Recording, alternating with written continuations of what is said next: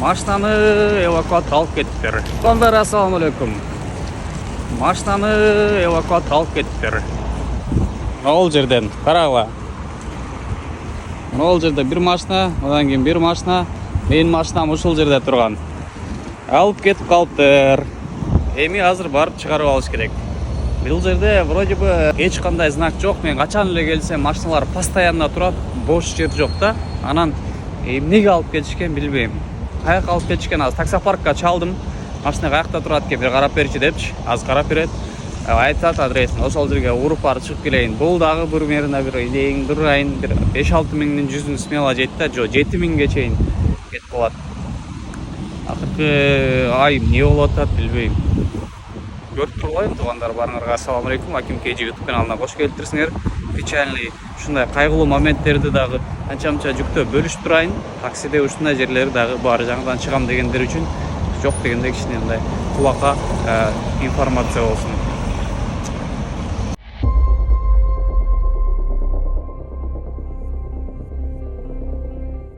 Все, хорошо, спасибо, буду ждать.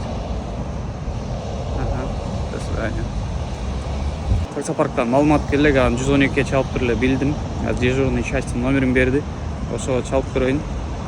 Ар жак бер жакка чалыштырып отуруп, именно стоянка номерин алдым, машинаны билдим. Оказывается, документтер машинада десем, анда стоянкага кел дейт. Биринчи могу Долгопрудныйга алып кетишиптир. Долгопрудныйдан барып машина документин алып, андан кийин дагы бир жерге Химкинин өзүнүн ГИБДДсына келип, машинаны штрафты төлөп, анан кайга чакка барып чек менен аны көрсөтүп алып кетет окшойм. Короче, кеттик, такси чакырайын, барайын ошол жака.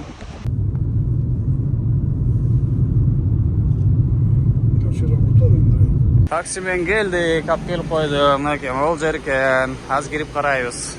Мой родненький. Бүгүн бичара байкушту бир жууп тазалап коеюн деп эметкем да. Мынакей көрдүңөрбү? Бул жууп тазалаганга жетпей эле мындай болуп калды байкуш. Документтерди алайын эми. Атаңды.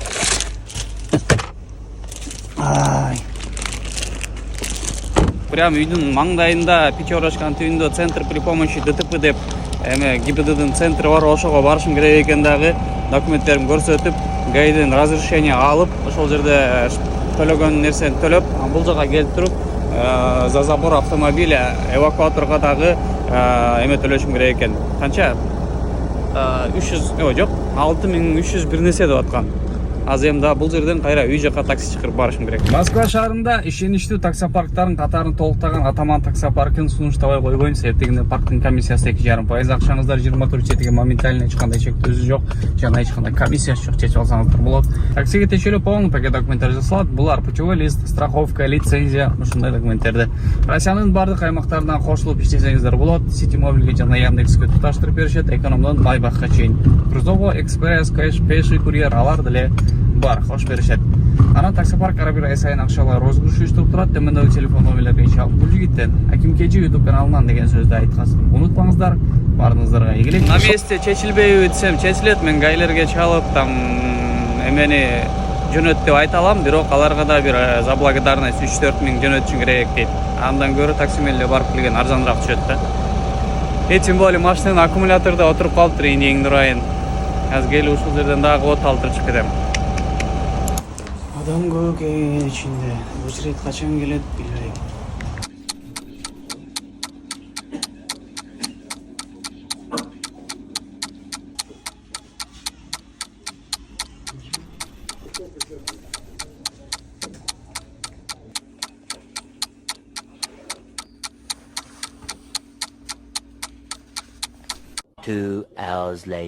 Мына жерде болчумун туугандар. Күндүзгү саат 2:30 келген болсом, түнкү саат экраныңыздарда көрүп турасыздар. Ушул убакытка чейин кармады дагы, примерно саат 8 деле болуп калыш керек. Анан бир кыргыз брат болчу, өкө теңиздиги ушундай акыя экен, регистрацияң базада жок экен, анан мына деп бул жерден да чача-мачаны чыгарып баштады. Анан получается эме дейт. Там кичине мындай тыйын сурагандай кылды, ал жак бер жак. Мен регистрациям баары жакшы, официально деп кичине тыйышып туруп алдым эле. Акыры айла жок. Жазып берип, на, у тебя, оказывается, скоро день рождения, от меня подарок деген бир нерселер жазып берди, аны чыгарды. Эми штрафстоянкага барып, машинаны от алдырып, ал жактан кетем эми. Ошол. Поехали. Такси менен келгем. Менин дурайын могу будкадагы көт охранник. Бияка таксист жардам берем деген да кирип прикуривать эткенгеч, таксистке тегичтен тыйын которгон. Менин дурайын таксистти киргизбей койдум. Специализированный стоянка, бул жака чужой машина киргенге болбойт. Ал жак бул жак депчи. Азыр эми могу машиналардын бирөөсүнөн хотя бы сураныш керек, что прикуривать эткенге жардам бергиле депчи. В том случае нужно будет что-то немного доплатить.